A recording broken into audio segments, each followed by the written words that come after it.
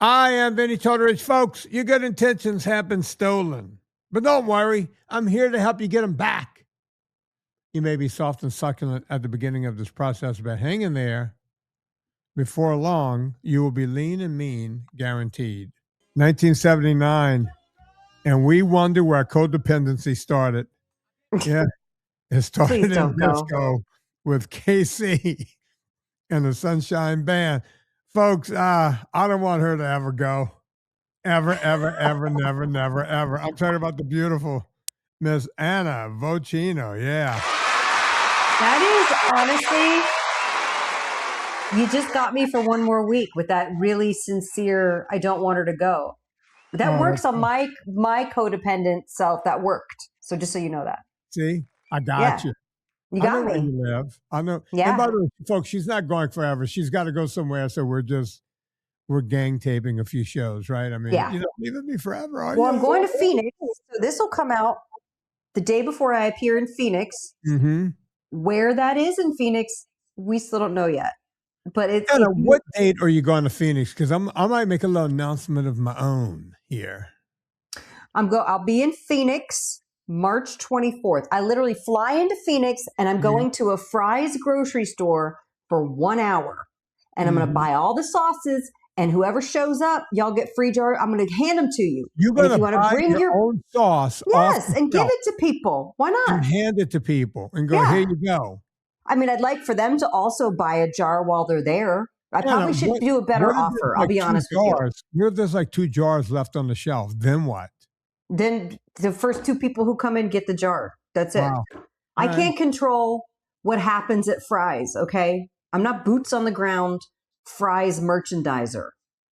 And this is when merchant Fryer is what they should call them. What day of the week is March the 24th? Tuesday, March the 24th. She's going crazy at Fry's.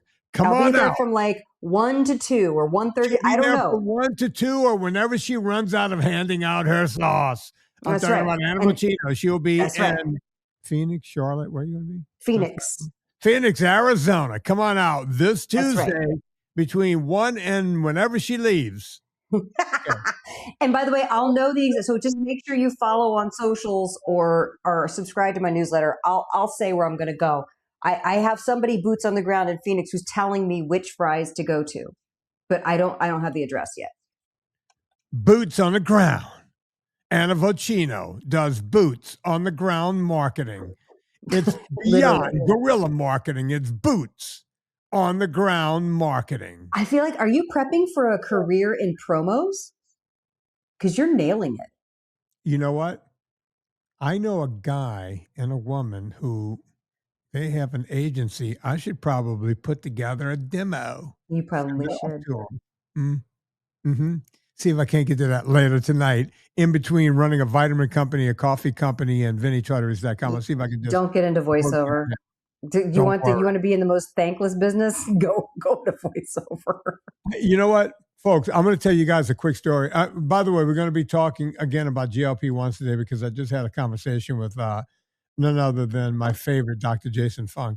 But a couple of things used to drive me nuts in Hollywood.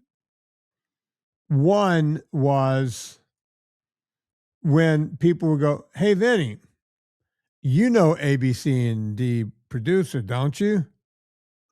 Yeah. Here it comes. Okay. I have an idea. Okay. And by the way, it's a show idea. I mean, it writes itself. Wait, no, Anna. Yeah, but here's the deal. Folks, you got to remember at one time there were 40 sitcoms on the air. When we had 3 networks, this was before your Netflix and your Amazon and your Apple TV. We had 3 networks, and if you added up all the sitcoms, it was 40 sitcoms per week, and everybody was making bank. They would hand comedians $20,000 a week deals just to sit around and try to write up ideas for new sitcoms. This was a big business.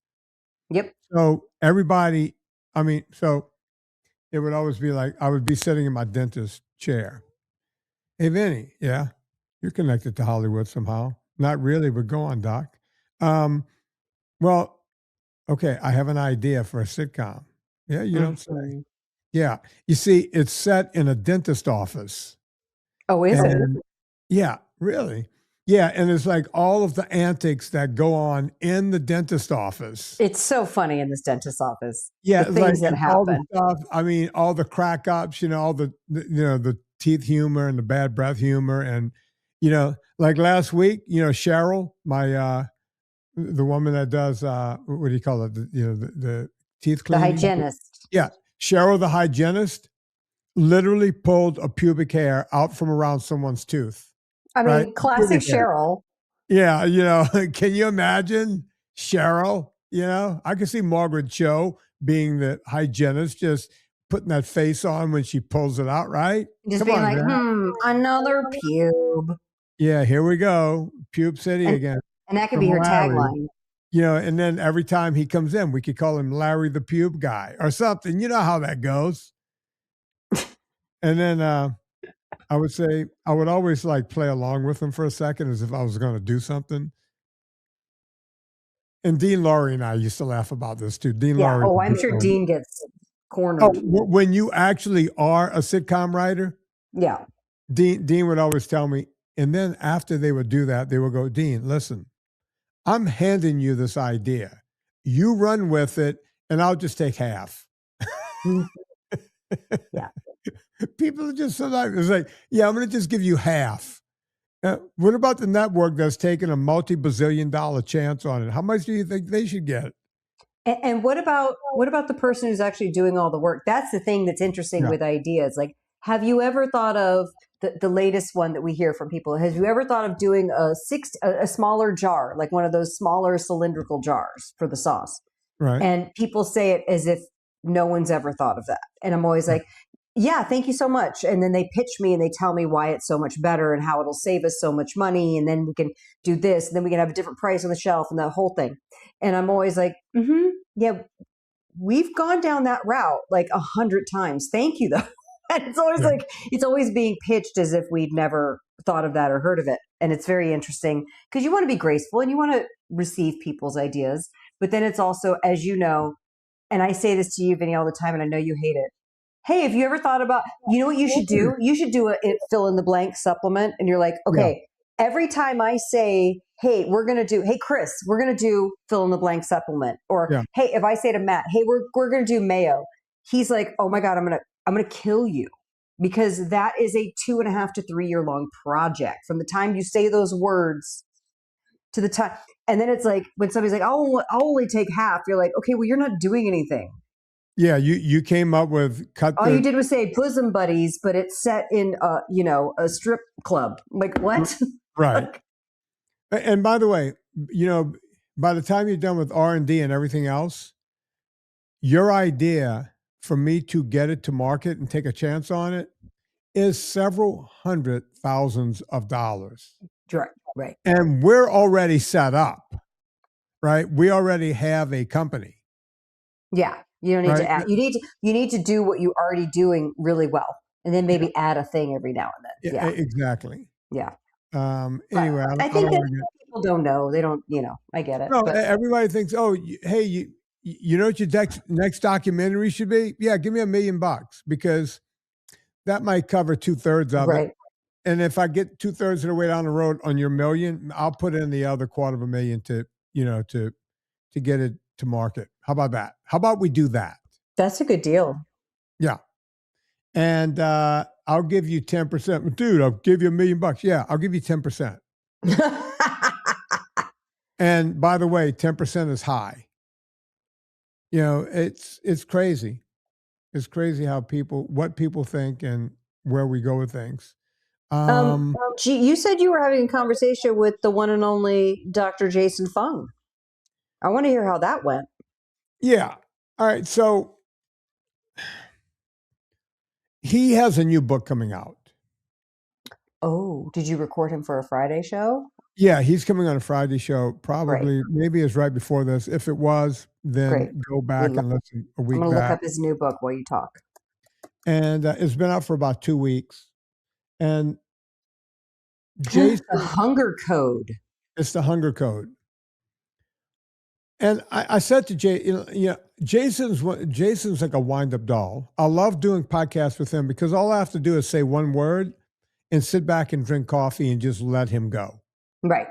Right. He's one of those guys. He's so smart. Now, by the way, folks, Jason is not just some guy with a PhD or whatever. He's about my age, maybe a little younger. He looks a lot younger because he's Chinese. And the old saying, yellow don't crack, right? It's he looks like he's 25 years old, but this guy's been around, and he's a nephrologist, which is like an endocrinologist on steroids, right? These guys work with the interior of the body. And Jason wrote a great book years ago called The Obesity Code. The Obesity Code. And now he's back with this book, the Hunger Code. And I was very excited. They sent, it's funny.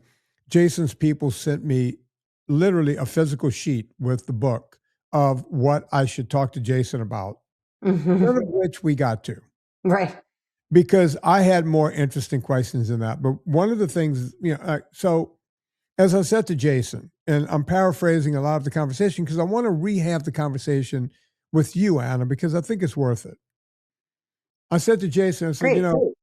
I've been around this world of diet 45, 50 years, 45 years. I mean, think about that. 45 years I've been doing one thing. And as Don Coddington said to me not long ago, it's the billionaire Don Coddington's Friday 5 o'clock. What people don't know is that Don Coddington monitors every VIP. He's in the VIP. He never writes on the sidelines. He never comes up on stage. He never does any of it. But he loves the VIP group because he can listen to what people are saying in the comments and what people come up on stage and says in the whole thing. Right? Right. And Don said to me, he goes, I don't understand how you deal with people. He goes, you do the phone calls all day long and this, that, and the whole thing. How do you put up with people? You tell them something and then they but you. Right? Oh, yeah. He goes, and you just handle, I said, because Don, it's a give and take. And Don said something, and this is not my words, but I never thought, he goes, Vinnie, I've known you for 15 years. He goes, you are undefeated in Hollywood. He goes, you have never failed with a client, ever. Actually, I failed with Anna Vocino, but that's a different story. He probably came around. Did you fail with me? Yeah, early on. No, I didn't. We just didn't work together, really. It was like I was introduced to you by Nancy to go train you for a couple of times. You still owe me sessions. Maybe I was the failure there, folks. Maybe I was the failure. I think that you've more than paid me back.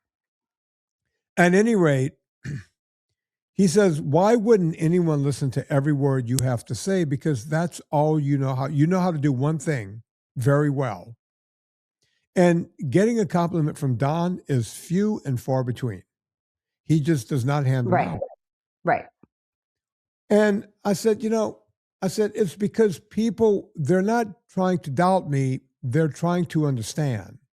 Right.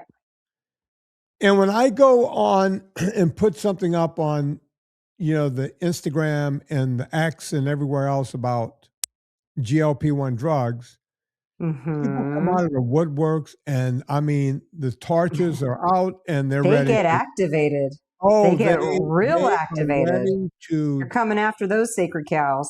Tie me to the stake and then pull out. Yeah, by the way, pull out the fags. You know what a fag is, Anna? Yeah, I do. It's a stake or a small stick, but it's a flaming. That's flaming. One of those words that maybe we just won't use it. Yeah, we don't anymore. There's a lot of words. There was a word that we used to use when I was a kid. Don't say it. I'm not going to say it, but we just say stingy now because that's right. You can't say the other word. And fag became a different word. It was when they used to tie people to a stake and torture them back in the day when you would take a flaming spear. That was called the fag. At any rate, people want to just tie me to the post and just hit me with flames. One guy even came out the last time I brought it up and said, "You're just upset because GLP-1s means your career is over with." Oh. And I wrote back and said, nothing could be further from the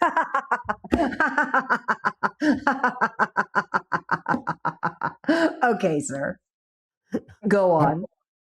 I was like, no, GLP-1s have made my career bigger because even according to Dr. Jason Fung, he goes, look, I prescribe these drugs because when someone's 6, 7, and 800 pounds, and that's what we're dealing with now, right?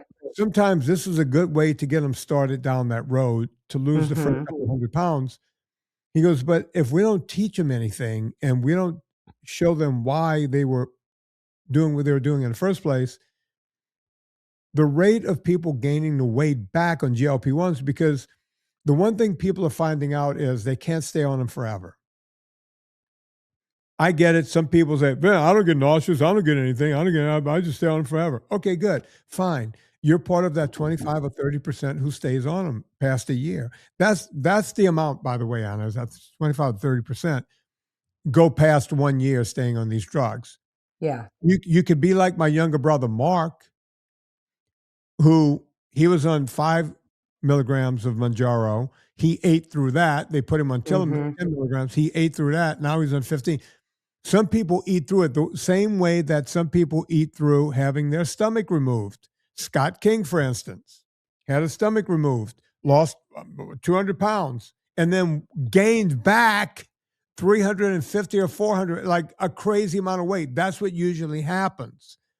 You see, we can have all of these drugs and we can have all of these surgeries, but if you don't learn something along the way, you're going to be back on my couch saying the surgery didn't work, the drugs didn't work. And by the way, Jason Fung confirmed it. Nephrologist, he goes, yeah, these drugs take a lot more muscle. The way they work, they just take a lot more muscle with them.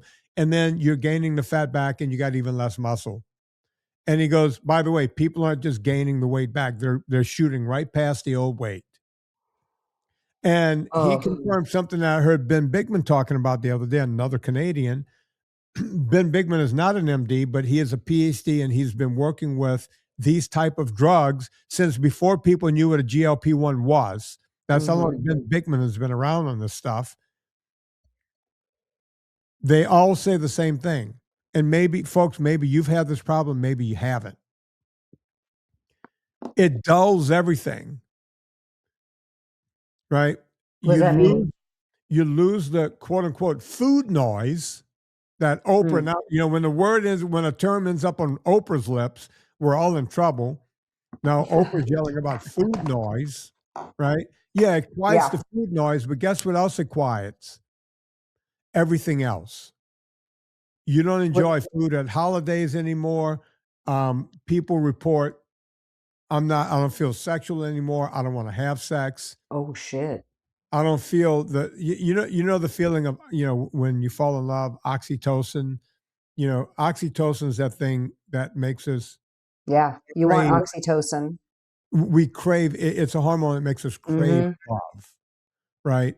We want to be loved and we want to love.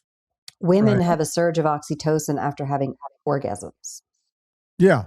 That's why I've always said, when back in the days when you would have casual sex, and folks, I know it sounds gross now, but back in my day, it was the end of the sexual revolution when you were able to have a lot of sex. We called it sports sex back then. The problem is semen was also glue to women, right? It's once you made love to them, they were like, oh yeah, I'm just in it. I'm in it to win it. We're just having sex. And the next thing you know, he didn't call me. No, we had an agreement before we had sex. Now the agreement has changed after sex. Vinny, it's just Right? everybody wanted you to be their boyfriend. What's wrong with that? You're popular. These matinee good looks and all. I I get it. know. I get it. But you understand what I'm saying, right? It's different for men and women. And oxytocin, but when you lose that, and we're sitting around going, oh, no one's having sex anymore. Young men don't go out and pursue women and this and that and the whole thing. Yeah, it's because Does that have to do with GLPs? it's one of the problems. It's not all of the problems. I mean, a lot of these SSRIs and everything else, Yeah. because everyone is in their basement looking at a video game or whatever those things are called and whatever. Or porn. Yeah. Or porn or whatever you're doing, they're not going out and pursuing this anywhere else. None of this stuff is good. It's all a bad day. It's just all a bad day. But we're not talking about all the other drugs and SSRIs and all the things. And by the way, folks, I'm not saying go off of SSRIs. People are fucked up and they need this stuff, right? I understand that. And never go cold turkey on any of these things. You should talk to your doctor. Oh God, please don't. You could really set yourself up for trouble. Yeah. So we're dealing with all of these things. Remind me, I want to make an announcement right after this. Okay. Because I don't have anything to write with. We have all of these things going on, and people are taking all of these GLP-1s. 70% of the people, according to Dr. Jason Fung, after 1 year, want to be off of these things, and they haven't learned anything. So if you're on them, I'm okay with you being on them. I don't care if you're on them. What I want you to do while you're on them is don't just go, hey, man, I got this covered now. No, you don't. The drug has it covered.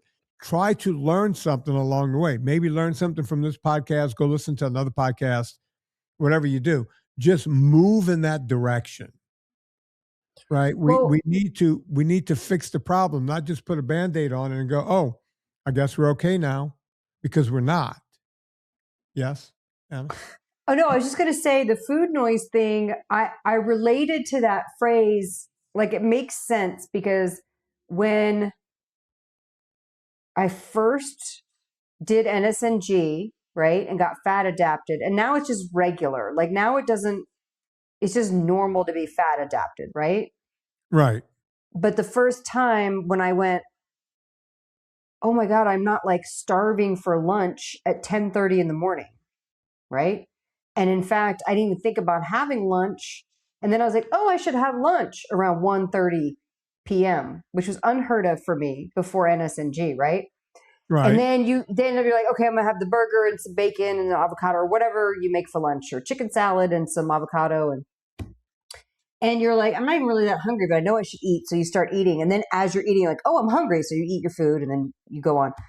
And to me, that was like the first time I had that experience with like my stomach wasn't doubled over growling, and I wasn't. So I'm assuming that's what the food noise thing is, but I have never heard it articulated like that. You and I talked about what it feels like to be fat adapted many times on this podcast.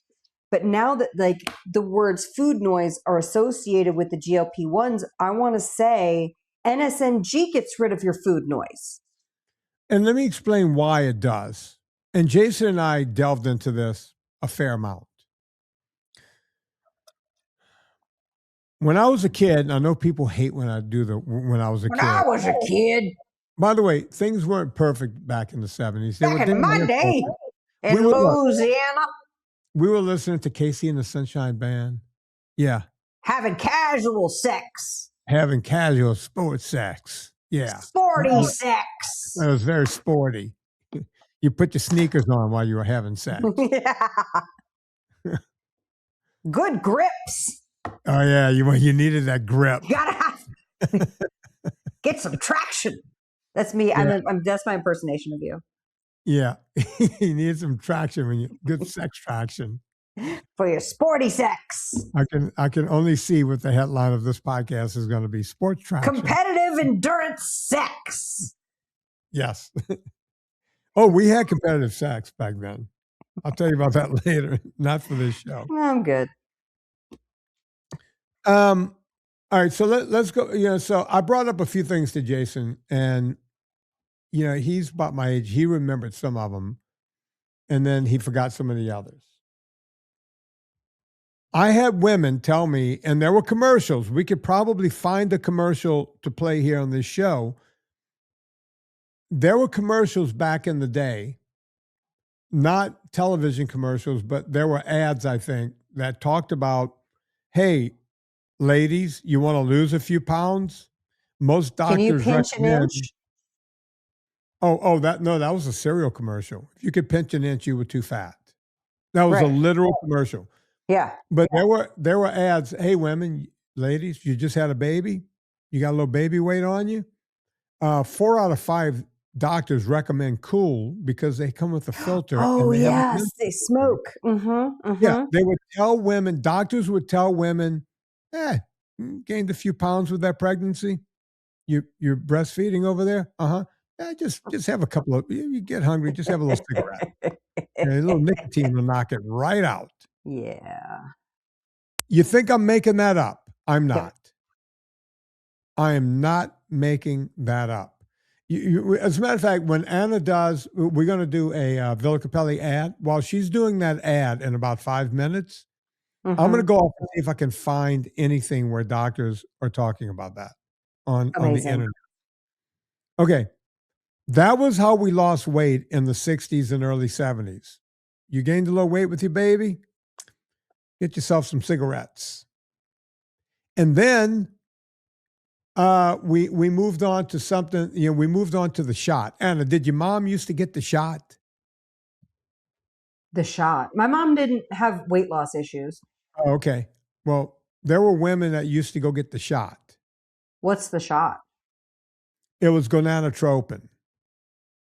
And gonadotropin is a hormone there was a derivative of the mare of a pregnant horse. It was pregnant horse urine. And they would, But isn't that what Premarin is? yeah, pretty much. And then they started making it synthetically. But women would go get the shot, Okay. and that would help them lose weight. So we had Oh. weight loss shots before. Speed was a thing. Oh, yeah, the speed, the Dexatrim. Back during the Kennedy administration, the first Kennedy, the one that everyone liked, that Mhm. guy, we had Bay of Pigs going on. You know what he was doing in the Oval Office? He was high on speed. Was he really? Yeah. There's no God. shortage of books that I read back in the 80s about Kennedy and what was going on. He was on speed around the clock. Well, wasn't it that Dr. Feelgood who was injecting people? I don't know. Yeah, I can't remember, but they were all taking speed Yeah. back in the early 60s, right around the time I was born. Was that like the original Ritalin or something? Like just Everybody was on speed. Puppy uppers. Yep, they were all on them. I can't handle when I have too much coffee. I can't imagine doing speed. To the point where they would have to take downers to go to bed at night. They were literally living on chemicals back then. That's what the jet setters were doing. And then we had the shot in the 70s. People were still taking a shot in the 80s. And then we had Fen-Phen, Pondamin and Pheno something. So speed and some other thing. It was 2 drugs you took. It was called Fen-Phen. And every morbidly obese person went, hallelujah. We now have a drug for us. Finally, we can take a drug that stops that food noise. This was back in the early mid-90s. But the FDA had to put the kibosh on that. They had to stop it. You want to know why, Anna? Because people died? They were just dropping dead. Yeah. Like Yeah. heart attack, like Oh, yeah, just massive coronaries because, they were speeding people, again, speed. They were speeding people up so much that they were just dropping dead. Morbidly obese people said the government hates us because they literally went after the government going, we want this drug back. No, it was killing you. It was killing you. It was not helping you. Are you nuts? This is where we are. People, they took our Fen-Phen away. Yeah, it was killing too many people that the FDA, who lets any drug go, went, no, we can't squint hard enough to make this work. Right? So they cut it out. And then we tried other things. And now here we are with peptides. Everybody's on a goddamn peptide now. No matter how you look at it. Vinnie, can I take BP 157? I understand it, blah, blah, blah. Can I take peptide, this and that? There's a peptide. If you want to look tan, you could take a peptide. I heard about that. What happened to the fucking sun? When did the sun become a bad thing? Oh, Vinnie, you're telling me regarding the sun, when you're trying to kill him with the cancer? We need sunlight. We need it. No, you want to stay in your basement and take a damn peptide to turn your skin a different color? Or am I the insane one here? Am I insane? And now we got one that helps you. It fucking flattens you out so much that you can't see straight. And people think, oh, you're jealous because you're going to be out of a career. Guess who's never going to be out of a career? This guy. Who's got 2 thumbs and a good career? This guy. I mean, are you insane? Right? So no, I'm okay if you take the GLP-1s to get started. I really am. If you're 450, 320, whatever. But I'm glad you're saying that, because somebody texts me, not text me, Facebook message me. You know, people tell me the most unsolicited things, Vinny. One day I'm just going to go through crazy shit people have messaged me. But somebody did write, they were like, I had to, they were like making an announcement. I had to go on the GLP-1, so I can't listen to your podcast anymore because you're against it. And I was like, okay. I was like, I'm not against you doing whatever you need to do for your body. Like, what? It was a very odd take. I guess because it's someone I've messaged with before that they felt the need to make an announcement. But I'm always like laughing at whenever anybody makes an announcement. I'm taking a break from social media. I'm like, okay, just take a break from social media. I'm not an announcement kind of gal unless like it's an actual announcement. I like to announce actual real things. No, and that's a good thing, you know. But yeah, so when somebody, I no, I'm just saying it's good to hear your stance. That I think people think that like you and I sit around and judge people's choices, and it's like, no, I don't care. They're like, I know Vinny would hate that I had a sweet potato, and I'm like, no, Vinny doesn't care. Vinny gives less than one shit. Yeah. All right, Anna, I'm gonna see if this is one of the ads. Okay. I'm just gonna play the audio because I don't want to. Are you ready? I'm gonna play this. All right, let's see. Let's see if I can figure out when this is from. All right, 1949 TV commercial from Camel Cigarettes. 1949 TV commercial? Yeah, TV was just barely around in the first. People don't understand. TV was all advertisement for cigarettes and booze at the beginning. But this is an early one. You ready? Before that shit was regulated. And by the way, I haven't heard this yet, but I've seen these before, so I think I recognize this one. Ready? You know, if you were to follow a busy doctor as he makes his daily round of calls, you'd find yourself having a mighty busy time keeping up with him. Time out for many men of medicine usually means just long enough to enjoy a cigarette. And because they know what a pleasure it is to smoke a mild, good-tasting cigarette, they're particular about the brand they choose. In a repeated national survey, doctors in all branches of medicine, doctors in all parts of the country were asked, "What cigarette do you smoke, doctor?" Once again, the brand named most was Camel. Yes, according to this repeated nationwide survey, more doctors smoke Camels than any other cigarette. Why not change to Camels for the next 30 days and see what a difference it makes in your smoking enjoyment? See how Camels agree with your throat. See how mild and good tasting a cigarette can be. You cannot make this up.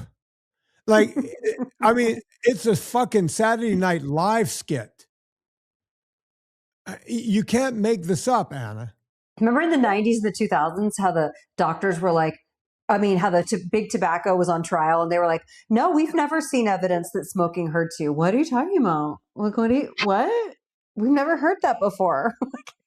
It was comical. And now they're going through it with sugar, and they're like, what? No, we had like 0 studies that sugar causes diabetes. What are you talking about? And by the way, we will be looking at sugar the same way. Here's one from the mid 1950s. Another popular brand, Lucky Strikes. Let's see what they have to say.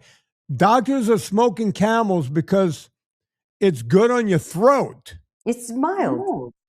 It's mild. It's a mild cigarette. By the way, just give it a try. I don't know, just like making their rounds, and they show a try doctor it for 1 week.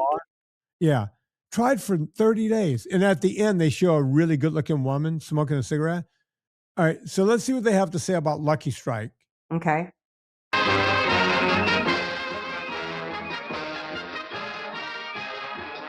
Lucky Strike. First again with Tobacco Men. First again with Tobacco Men.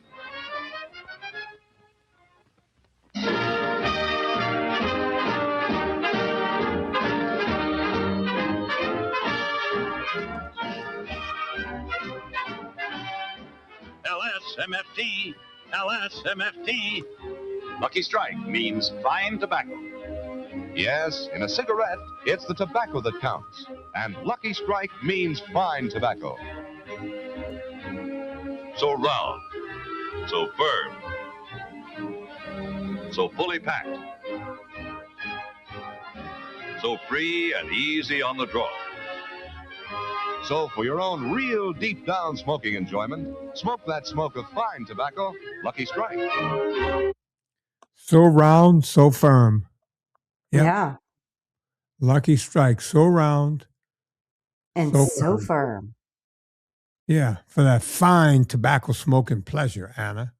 Yeah. This episode of the Fitness Confidential podcast is brought to you by Big Tobacco. Yeah. And Villa Capelli olive oil. Go the best on. olive oil on the planet. Guys, Stephen Crutchfield every year harvests Pugliese Cortina olives early harvest and presses them in the ancient centrifuge in Puglia, Italy. And we get that first press olive oil, and it's early harvest, so it has a little peppery finish, the Puglia pinch. If you were to slurp it in your mouth a little bit, you go, and those are the polyphenols hitting the back of your throat. It's the best olive oil you've ever had. If you don't believe me, please just give it a try. Use the discount code Vinnie. You'll get 10% off of your order. Make sure you get your cart size to what, 145, 150? Because I know if you get the free shipping. Yeah, you want to get the free shipping. So it's 135, right? Something like that. Yeah, so you need just to do math, guys. You need to spend about 150. You get 10% off. That takes $15 off. That puts you at 135, and you'll get free shipping. Yeah, I just did the math for you. Worth every penny. Yeah, it's the best olive oil on the planet. I use it anytime I use olive oil, which my preferred fats when I'm cooking are olive oil, coconut oil, butter, beef tallow. And so olive oil I use for marinades. I use it for salad dressings. I use it to saute vegetables in.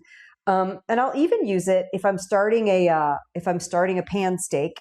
I'll just get it before the fat gets rendered. I'll use it for that. And you will not believe how flippin' delicious it is. And it's clean. So stop writing us about, hey, what about this grocery store brand? Hey, what about that grocery store brand? Let me answer why people do that, because I had this happen on a phone call just the other day. A guy said to me, he goes, "Hey, Vin, I know, can you recommend another olive oil besides," as he put it, Via Capelli? And I said, Spanish. "Well, what's wrong with Villa Capelli?" And he goes, "I can't afford it." And I said, "Well, what are you talking about?" Got news for you. He said, "Man, that shit's," you said on the podcast, it's like $135 a bottle. It's like, no. We're telling you, if you want to do free shipping, buy a lot of it, because, and I said, they sell other things. They have these herbs, and they have the salts, and they have lemon oil. And if you just get more than 135 in your basket, then you get the discount. I said, let me give it to you a different way. The 3-liter 10 is about $100, about $95. If you bought any other good, clean olive oil, 3 liters, you're probably looking at $150 to $180 for 3 liters of their stuff. And he goes, but it's still a lot of money. I said, well, get the 750 milliliter. They have little small bottles. And, if you want to just do it that way, just get 750 milliliters and they'll send it to you. And it's probably about $30. How much is, Anna, do you know how much the 750? I haven't bought one of those. 750 milliliter is $35. $35. I mean, and anyone else selling that quality of olive oil, I guarantee you're going to pay between $55 and $70. Yep. 750 milliliters. 100%. I'm not, so I don't, and by the way, I have a neighbor. She's the queen of olive oil. She's Greek, from Greece, and they have a place in Greece. She's got a whole website where all she talks about is olive oil, right? That's her thing. And she came here the other day and she dropped off some olive oil. That's what you gotta love when the Italians live next to the Greeks. It's never a bad day. It's never a bad day. She dropped off some oils she brought back from Greece. No labels on them or anything. She goes, try these 3. She put little labels on herself to say, this one's going to taste like this. That one's going to taste like that. By the way, they all had that Puglia pinch we're talking about. They all, one of them tasted more grassy, right? I'm tasting all these other olive oils. And I got to tell you, they were all great. And they all had a lot of the polyphenols in them because I was choking while I was drinking these things, right? And I'm glad I have these bottles from a connoisseur who travels back and forth. I didn't call her. I'm lying if I say I called her. I ran into her walking my dog the other day. And I said, God, I love those olive oils. I've been drinking them. And I said, let's say I got some of that stuff. What would it cost? She goes, you get a 750 milliliter bottle for about $85, $90 American. Okay. That's almost triple Villa Capelli. And Villa Capelli has a comparable taste. I would even say better, right? All of these are great olive oils. We're not going to sit here and say Villa Capelli is the only olive oil out there. I'm talking to a connoisseur who brought me the real stuff, and it was triple the price of Villa Capelli. So I just want to say that. I don't think we ever say that in these ads. And I think some people get confused. Today's a day where we're just cleaning. Yeah, I want to say something. Lucchini is a brand that you see at the grocery store. And here I'm looking at, so Villa Capelli is $35 for 750 milliliters. 750 milliliters is approximately 25 and some change fluid ounces. Here's a 17 ounce one from Lucchini, which is $29. So it actually works out more per ounce than Villa Capelli does. And that's just at your local Albertsons. So what's going to happen is that people will then go buy the Lucchini because you think it's $5 less, but you're getting less. You're spending more per ounce. Like what? And it's not as nice. I'm sorry, but it's not. So I just want to point that out. But I hear you. If they think it's $135 a bottle, what we're trying to say is get your cumulative cart size over that so that you can save some money. And if you use the discount code Vinnie and you get the free shipping, it's way better. Especially if you get 2 3-liter tins, you're going to be good to go for a year, guys. So and how many milliliters? It's not like a purchase that you're going to have to reorder every month or something. I need to do some math. The Lucchini is how many milliliters? It's 17 ounces. Okay. The Villa Capelli is approximately 25 ounces. Okay, so that's what, 13 ounces more? No. Mm-hmm. No. 17 and No, it's 8 ounces more. No. 8 ounces. Yeah, it's 8 ounces more. Yeah. Yeah, 8 ounces. So 8 ounces. And $5 more. Yeah, that's like, yeah, that's significant. That's significant. Yeah, it's a good deal. So, that's that. But you do you, peeps. You do you. So I want to clear that up because until, it's like out of the mouth of babes, I can't afford something that expensive. We're telling you it's way less expensive. So and if that's what's been holding you back and you're not sure you want to buy the 3-liter 10, don't worry about the free shipping. Get yourself the 750 milliliter 10. Right. That also comes in a little cylindrical 10. You can get that, and Bob's your uncle. Yeah. Right? It's great. Okay, Anna. So another, I want to move on from the GLP-1s a little bit, Yeah. because every now and again, and this happened last night, people like to come on and ask the loaded question because they just want to tee off on me. So whenever I see the loaded question, I just say something smart ass or say nothing at all. Mm-hmm. So last night, a guy, we were talking about seed oils. Speaking of Villa Capelli, we were talking about seed oils. And guy comes in on my X and he goes, show me the study that shows that seed oils are bad for you. So I knew where he wanted to head. Here's the study. Yeah. Dark Calories by Dr. Kate Shanahan. Yeah. She's got more than enough. Show me the studies. There's no studies that's ever. I'm like, who are you working for? Number one. And yeah, it's like, he's probably a bot. Honestly, they hire bots. They do. Half those people are bots, Vinny. Right. So I just wrote back, I don't need a study. I can just walk out of my house and look around. That's all I need to do. Right. I can head over to the Walmart and see that we got a problem. Right. I can go get gas at the gas station and see who's at the next pump and notice that these people don't look like people looked 30 and 40 years ago. I can look around and tell we have a problem. Right. And what's changed in those years? Well, Jason Fung and I, and this is one of the things I brought up with Jason Fung. I said, when I was a kid, back in my day, if my mom saw me eating something like if my grandmother said, here's a slice of cake, and she put like the cellophane over it, bring it home, and after dinner you can eat this cake. If my mom saw me taking that cellophane off, she would dive on it. Right. So what are you doing? Oh, I want to have a little bit of this cake. It's going to ruin your appetite. We're eating in an hour. Right. It's going to ruin your appetite. And that's what Jason and I were talking about. Nowadays, kids go run around a soccer pitch for 20 minutes, and there's a mom dedicated to bringing juice and cupcakes out there. Right.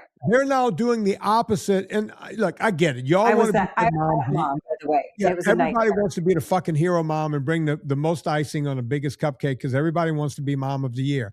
Oh, I didn't. We're not doing these kids any favors.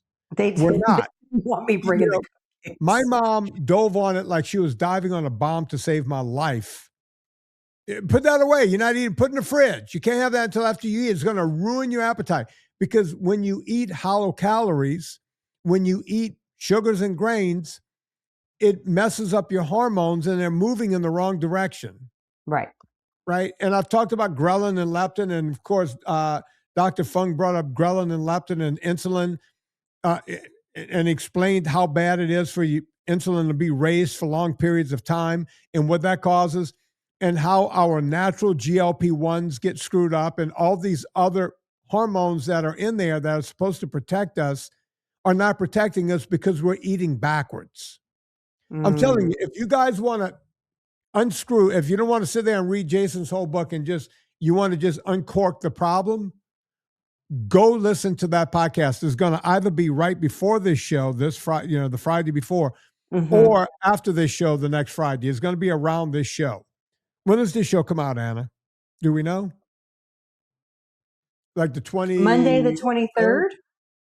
Okay. Jason Fung is going to either be on the 20th or the next Friday, which is Friday the 28th? 27th? Yeah. So he's going to be on one of those. Like yeah. If you need to figure out why you feel like you can't stop eating, that might be the best episode for you to listen to. Hell, I might take that and put it behind a paywall. I'm not going to do that, folks. I've never done it. That was the other thing someone was accusing me of. Well, Vinnie sells his NSNG diet. Really? Where's the money? I would love to have the money for me selling my NSNG diet. This guy knew a lot about me. Well, it's behind the paywall. Yeah, go give me $10. I'm going to get rich on that. And by the way, I gave it away 300,000 times for free, no problem. Right? I just gave it away. We only put a cost on it so that people could take it more seriously. What else? This podcast. What do you pay I for? will. Anybody Nothing. who says you charge too much, I would love to audit their spending to see what kind of dumb shit they spend money on that does not get them towards their goals. Let Anna look at your spending, guys. I am fantastic at looking at spending and ripping you a new one about it. Oh, Anna will. Listen, Anna, when it comes to money, she is tougher than me. And that's hard. That's hard to beat. It is. Anna will tell you, I'm cheap and proud. Yeah. I am cheap and are proud. Right? That's the way you'll appreciate this. I took a photo of I have 900 miles until I hit 100,000 miles on my car, and I'm so excited about it. I can't wait to hit 100,000. That's on your no on the 2015 X3. Wait, hang on. You have an 11-year-old car and you don't have 100,000 miles on it yet? Nope, I work from home, baby. I work from home too, and I'm so proud that I don't drive. Yeah, but you drive back and forth to long drives. I go back and forth to NorCal. That's it. Because my new car, I ended up getting a brand new car. It was during the pandemic, and my other car, spit the bed. Yeah. And I needed a car. And used cars back. I don't know if you remember that, folks. Remember when they went through a thing. It was like, hey, there's these chips, and you can't get new cars and the whole thing. Yep. And I called my younger brother who's in the car business, and I said, Frankie, I don't care what model it is. I need a Toyota. I need that Toyota to have either 4-wheel drive or all-wheel drive. And I need that car to cost me $1 less than $50,000. The closer we could get to $35,000, the better. The better, yeah. And he goes, would you like a Tacoma? Because we could get you one of those. And I said, I would love a Tacoma. I would prefer a 4Runner because a 4Runner is basically a Tacoma with the back covered. Right. So you can leave more shit in it. Right. You can haul more shit around. Yeah, totally. Yeah. William Tell would love the back of my car. Skates are in there, archery equipment, everything's in there. I can go do whatever I want whenever I want. It's already in the car. So he called up his friend, a guy I knew back from childhood who runs one of the biggest Toyota dealerships in the country. And he said, I have one coming in a month. And we'll put your name on it. Are you going to take it? And I said, great.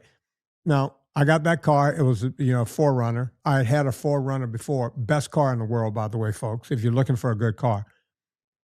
And that car I got in mid-2021. It was a brand new 2021. I hate buying new cars. But a used one was the same price. So I got a new car. And the car almost has 108, not 100, it almost has 80,000 miles on it. And I consider myself not a driver anymore. Right? I used to put on 40,000 a year in LA. Right. So in 3 years, I would have, 120, 130,000 miles on a car. But wow. So Anna, you got that car. You're not thinking about selling it, right? No, I love this car. I'm not car motivated. Some people are. I'm not a car motivated person. Me either. Except I like old cars. Like your husband did something after my own heart. He bought those old Jeeps. Yeah, he sold the '73 CJ5. Yeah. To a young guy who's so excited to get it, and then he remanned the whole CJ7, the one that you used to have. Yeah. And he loves that car. But no, I'm not. I love this car. So I love both of my cars so much. I don't want to. Every month that I don't have a car payment, I'm winning. And it's been years since I've had a car payment, and I don't want to have a car payment. And that's a strange thing, and you and I, like I've always said, we could do our own Dave Ramsey show. Yeah. My neighbor asked me when I bought the last car, the Forerunner, he goes, man, that's a nice car. And yeah. He goes, you mind if I ask what kind of payment you're making on that thing? And I None. said, I'm not making a payment. I just bought it. Yeah. And he looked at me, because we don't live in the hotsy-totsy neighborhood. He goes, Jesus Christ, you make that kind of money? I said, no, I don't. He goes, but you just bought a car outright. I said, yeah. He goes, dude, you're doing well. I said, let me explain how you do it. Years and years and years ago, probably 6, 7, 8 cars ago, I did a thing where I bought a car. I said I used to put a lot of miles on them. So I would try to get them to 180, 200,000 miles. It's LA. And when I get to that, they start breaking a little bit. I said, but what I figured out was pay double notes if you can. I didn't have a wife or kids or anything. So I would pay one note was principal and interest. The second note was all principal. So on a 4-year note, I would pay it in about 1.5 years or 2 years. Yeah. I Right. always paid more than the car payment to knock down the principal. And I would always I go agree. to the bank and go, I want to make sure this goes to principal and make them Yeah. show me, because sometimes they don't do that. They'll just keep Now throwing- you can do it online. You can add additional to your principal when you're paying it. Right. I'm But a this- firm this- believer in that. Even if it's $100 a month, $50, doesn't matter. do it. Yep. Do it. And I said, what happened was, I would pay a car off, but then whatever that note was, let's say the note was, $400. We call them buckets around here, and I don't know what you call them. I would just keep putting money in that bucket. So I would still save $400 a month in a certain account, a different banking account, and that became the car banking account. And then you have the money for the car when you need the car. So the next time I bought a car, instead of putting 20% down, I was able to put like 70% down, Mhm. and I paid off the car. I would take the 4-year note and pay it off in like 6 months, but I would keep putting the money in the bucket. And then the next time I went and bought a car, guess who can just walk in and stroke a check and look like Thurston Howell III? At the Toyota dealership. Oh, yeah. So, but here's the thing. They're not used to seeing that, by the way. No, Right. I'm sure not. They're used to everybody financing. And by the way, cars piss me off so much because they're a lose-lose. It's set up. It's set up for you not to win. So y'all who are listening going, well, y'all did it wrong. You need to do it this, that, and no, stay out of it. Everyone's got to figure out the car thing on their own. But if I'm you can good. figure out, if we're giving you health and fitness advice, we'll give you other advice here. Whenever you want to buy, and a car is something that's almost non-negotiable, because you need a car to go to work, you need a car for safety, you need a car for everything. But if you can get that thing paid off and then keep it until the wheels fall, that's why I always make this joke. If you see someone driving anything other than a Honda or a Toyota, you're looking at someone who's capable of making big mistakes. Right. Well, I Now- drive a 2015 BMW, so there's my mistake. Well, you made a big mistake. You made a really big mistake. But No, I don't here's think the so. thing. And here's why. We leased it because in LA it was easier to lease and we pay it out of the corp, right? And Right. then when it came up, and I've never done this with a leased car because it's never happened before, the value of the car was way higher than the residual value. So Right. we were like, let's just buy it and stroked a check. And then in my mind, I'm going, that's the equivalent of 3 years of lease payments. So if I own it 3 years past when I pay, you know what I'm saying? So Exactly. to me, I'm like, let's just You're keep it playing going. with house money. And by the Playing with way, all house cars, money. I say that about Hondas and Toyotas, but if you're buying Hyundai or Subaru or There's plenty of good brands out there. they're all good. Yeah, nobody's making a bad car anymore, except I think Ford F-150s, because that thing fell apart on me. You are you're still furious with Ford. I'm so mad at Ford. But let me say this. We still have to talk about Jasper, New Orleans, and the Eat Happy Cocktail Hour pre-order announcement. Yeah. And we're at an hour. All right, so let's do Jasper. Anna, do you like your Jasper? I am obsessed with my Jasper, and I'm sorry I'm going to do a thing as soon as I can. I'm going to do a video or an email or both to my email list, because You guys need to get this Jasper. It literally scrubs the air. The moment you cook something that's like a little bit wonky, I didn't even know there was wonky shit in the air when I cooked. That's You the crazy guys. part. Anytime there's any oil, Villicapelli flying through your kitchen, it sucks it up. Gone. Yeah. Is it true that someone caught you humping your Jasper the other day? Mm-hmm. Yeah, I've heard tale. So, folks, be like Anna Vocino, get a Jasper, and it serves several purposes. So, jasper.co/Vinnie, Vinnie. If you forget to put the /Vinnie at the beginning, when you get to promo code, put in VINNIE, no wimpy Y, and you'll save $300 $300. Okay, good. on the Jasper. Quick announcement. There is a 10K in New Orleans on the 4th. It's the Crescent City Classic. Of April? Yeah, coming up. Okay. And my brother Mark called me. His son and his son's wife, his daughter-in-law, are coming from Florida to do the Crescent City Classic. He's gotten into running in the whole thing. And he was like, hey, there's one right there in our backyard. I'm going to go do that one. So my brother Mark, as you know, who hasn't lost a pound yet, but he has been working out for about 6 months. He said, Vin, I have a month to get ready. Do you think, I said, Mark, how much aerobics are you doing? He goes, I go to the gym every day and I do 30 minutes on the bike. I said, okay, you have to switch from the bike to the treadmill. And I said, it's a short notice because he's 300 pounds. I said, short notice, but I think we could. I said, you're not planning on running? He goes, oh, hell no. Because I can't, on my joints, with my weight, no, I can't run. He goes, I'm walking. And I said, you know what, brother? I'm coming walk it with you. So I will be walking the New Orleans Marathon. That's incredible. The Crescent City 10K is not a marathon. I'll be walking the Crescent City Classic with my brother Mark. Great. If you're going to be out there, love to see you guys. I know there's a gazillion people out there, but can they put the link? Can Leona put the Crescent City link so that people can sign up for it? Because I bet you'll get a lot of folks who want to come join you guys. Yeah, Leona, put the link in there. Now, listen, I'm saying this right now.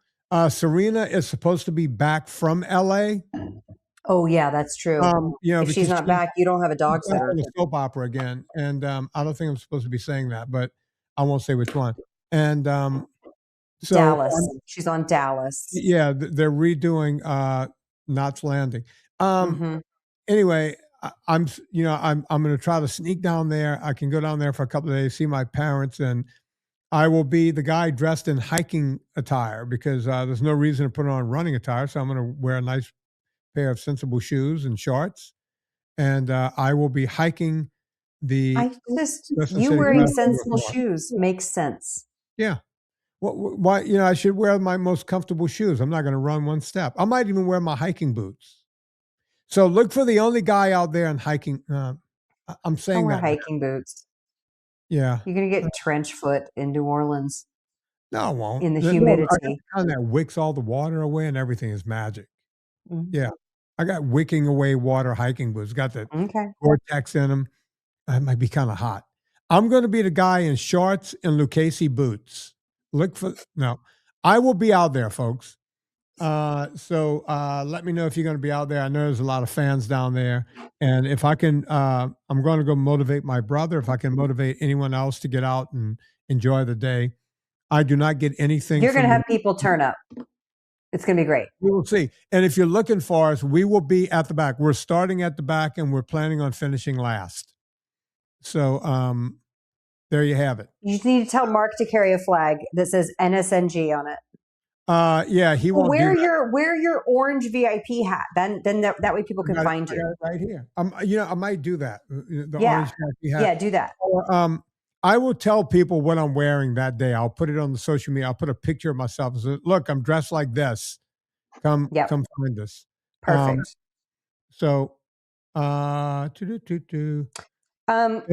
If anything else, we'll be at the finish line. Mark is not hard to spot, so you'll see him. Are you going to be eating all the chocolate milk at the finish line and the bagels? No, but I might meander over to Camellia Grill before I leave the city. I haven't eaten there in about About 35 years. 40 What do they years. serve there that you like? Oh, chili cheese omelet, baby, in seed oils. So I'm going to be hurting. I will be hurting. Deep in the canola. You know what? They made a sandwich. I don't know if they do it anymore. It was called the Cannibal. It was Get the innards of the cannibal. No, it was raw ground beef, mustard on white bread, and it was a big, thick piece like of a tartare. Yeah, it was like their own tartare. I would eat. That was my favorite thing. There was the Tell them Cannibal. to do that and put it in plop it on the thing, and then you just eat it. Yeah, what I'm going to do is look. You can't ask them not to bring it out with the white bread, but I'll just open it up. And, they're going to think you're crazy. It's one of those places where they're just bring me some extra mustard that I can. Yeah. And then just eat it with a fork. Yeah. Or just use your hands. Oh, you know what else you put on the Cannibal? You crack the black pepper on it. Oof. Tell them to put an egg up on it. See, Anna, I like the way you think. Yeah. One sunny side up on top of my Cannibal meat. You know what? You like the way I think because you wrote a very nice blurb for my 4th cookbook. Did I, Anna? Did I? You did. It took me about 20 minutes. You did very well. Thank you. I like when you. I hate diet. It sucks because this doctor who passed away. They did a book, postmortem book, and her mom said, she really loved you, and we would like you to write a blurb for the book, and I feel like I mailed it in. Like what I did was I wrote back and You're good at blurbs. I wrote back to her. It's just easy for you, I think. I don't know if it's easy. I wrote back some nice things about her and to her mom because this is her mom talking. Yeah. And I was like, she's going to be missed, and I loved her, and she was wonderful on the show. Loved watching her on TED Talks and the whole thing, and whatever. I wrote a couple of sentences, and I said, "Give me a couple of days, and I will write something for you guys."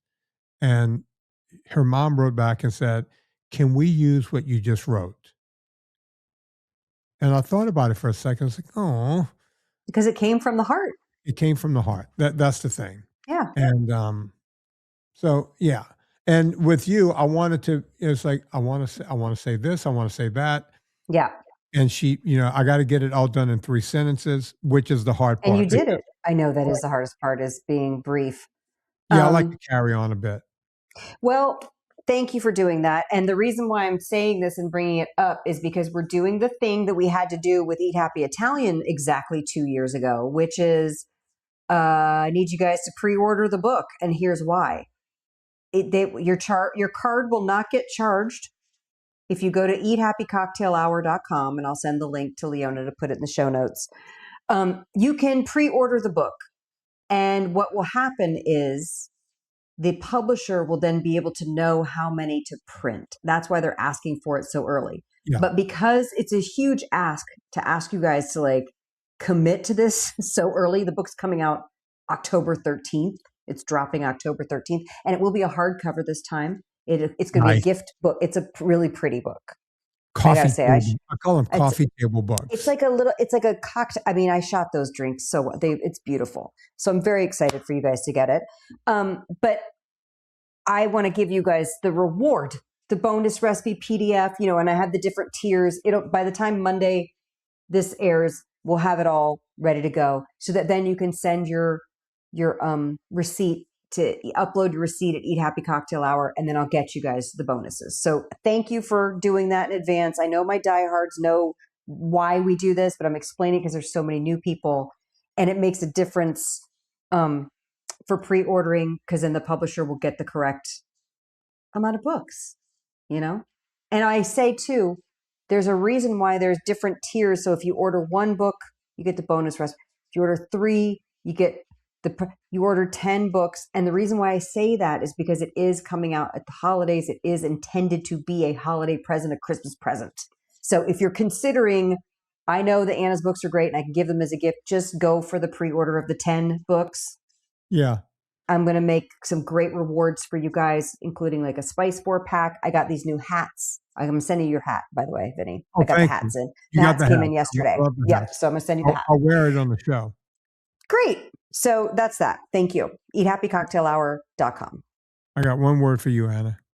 All right, folks, you know what to do. We all go shopping on Amazon. Before you go to Amazon, go to VinnieTortorich.com. Click through the banner. It puts coal on fire, gets my train on the track. If you really want to appreciate everything I do, you can go over and get my NSNG stuff for free, because that's how I make the big bucks. So go and do that. PureCoffeeClub.com, PureVitaminClub.com are my companies. You do not have to take my vitamins or coffee in order to be healthy. But if you want optimal health and the best tasting coffee you ever put on your tongue, Hell yeah. Get that French. Get that French. Double French, baby. double French. I wanted to call it the French mistake. I got, they told me not to do that, but I still regret kinda not calling cute. that coffee the French mistake from one of my favorite movies, Blazing Saddle. On behalf of Anna Vocino, my name is Vinnie Tortorich. Put life into living, and let's do it with Parliament Funkadelic